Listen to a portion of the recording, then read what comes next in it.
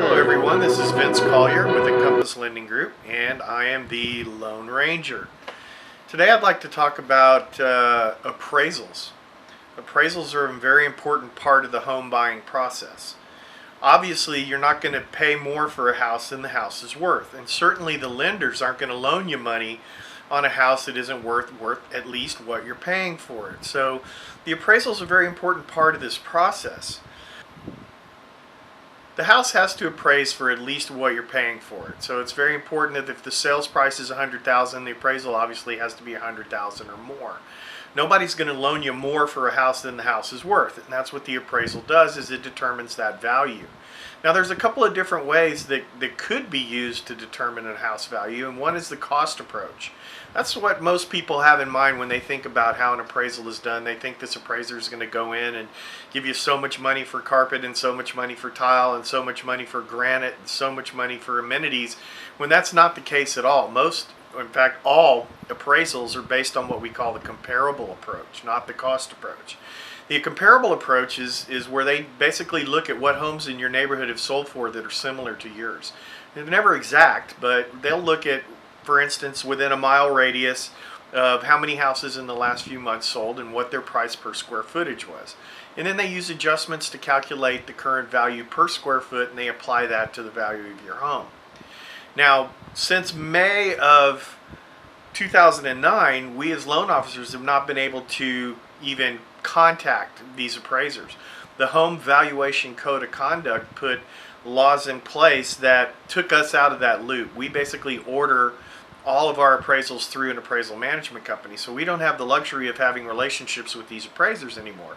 And it's obviously because we're all a bunch of evil loan officers and we're going to take these guys out to play golf or buy them a bottle of whiskey or, Chili's. That's what I'm talking about. So they pretty much have taken that out of our hands. Okay, kitty appraiser, you better listen to me and have that house come in at value.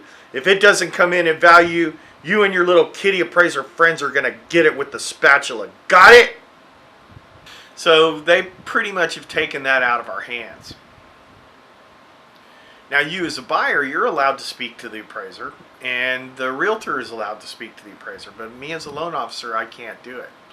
So if an appraisal comes in low, which is probably the main reason if a deal doesn't close nowadays, most times it's because of the appraisal. You have four choices.